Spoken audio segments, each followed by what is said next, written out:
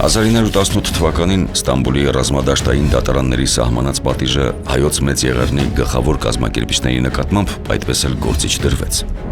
Պատճառը մեծ տերությունների քաղաքական երեսպաշտությունն էր և Մուստաֆա Քեմալի հայատյաց դիրքորոշումը։ Արդարություն թախանձող, բայց ձեռնունայն մնացած հայությանը քաղաքակիրթ աշխարհը չթողեց այլ ելք, քան դիմել այրուն ռուշ դիցուհու հովանավորությանը։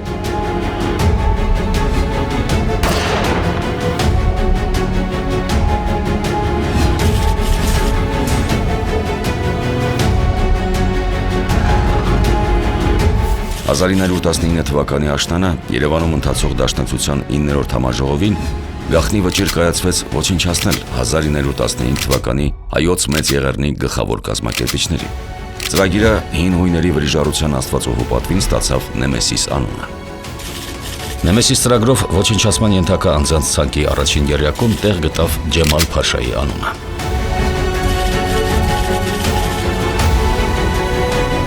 Ահմեդ Ջեմալ ծնվել է 1872 թվականին Ստամբուլում։ Եղել է Օսմանյան բանակի կադրային սպա։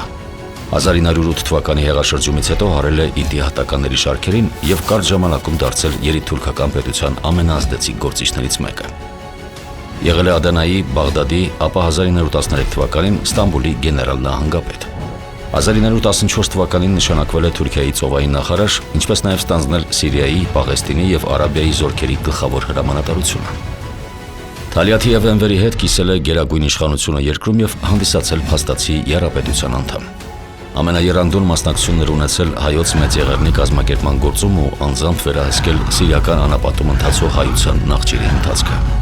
Հավաքագրել է կոտորածից և սովից փրկված հազարավոր հայ երեխաների և հատուկ որբանոցներում բռնի իսլամացրել ու թրքացրել նրանց։ Ցուցաբերած դաժանությունների համար թուրքերի կողմից արժանացել է իսլամի առյուծ անվանը, իսկ հայերի ու արաբների կողմից խարանվել արյունոտ մսագործ բնորոշմամբ։ Նեմեսիս ծրագրով Ահմեդ Ջեմալի ոչնչացման օպերացիան վստահվեց հայ հեղափոխական դաշնակցության Վրաստանի մարմնի անդամ Արտաշես Գևորգյանին և նրա խոտորջուրցի երկու համերկրացիներ Պետրոս Տեր-Պողոսյանին և Ստեփան Ծաղիկյանին։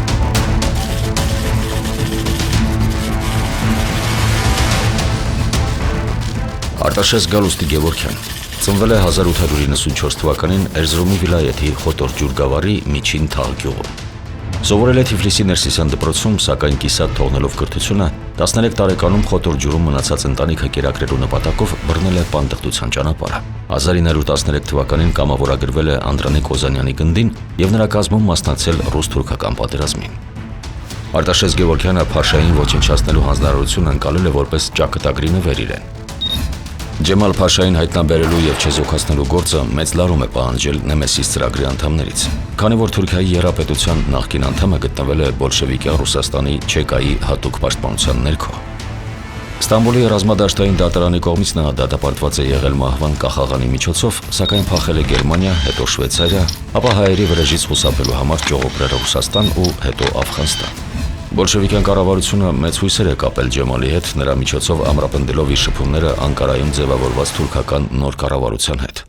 Հենց Լենինի թուրքական հանձնարարությունը կատարելիս է Ահմեդ Ջեմալը վերջապես հայտնվել Նեմեսիսի տեսադաշտում։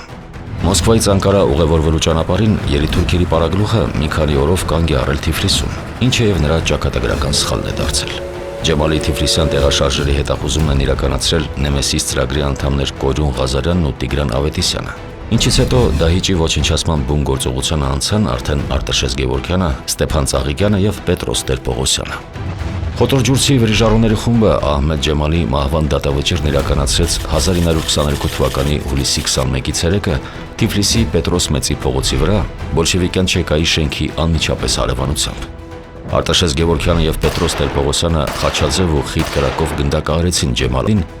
և նրա համհարզներ Նուսրետ Բեին ու Սուրսիա Բեին։ Ստեփան Ծաղիկյանը հսկում էր իրավիճակը փողոցում և ապահովում վրիժառու հրաձիգների անվտանգությունը, պատրաստ ցանկացած պահի միջամտել գործի անկախատեսելի զարգացման դեպքում։ Հաշված վայրկյանների ընթացքում ամեն ինչ վերջացած էր։ Վրիժառուները կանխավ խիստ հանձնարարություն են ստացել չվարվել Թեհլերյանի և Թորլակյանի պես և գործն ավարտին հասցնելուն պես անմիջապես լքել սպանության վայրը։ Կազի բոլշևիկյան իշխանությունները դժվար թե կազմակերպեին արդար և անկաշառ դատավարություն։ Նեմեսիսի սրբազան ուխտով մահվան արժանացած դահիճների ցանկը լրացրեց Ահմեդ Ջեմալ Փաշայի անունը։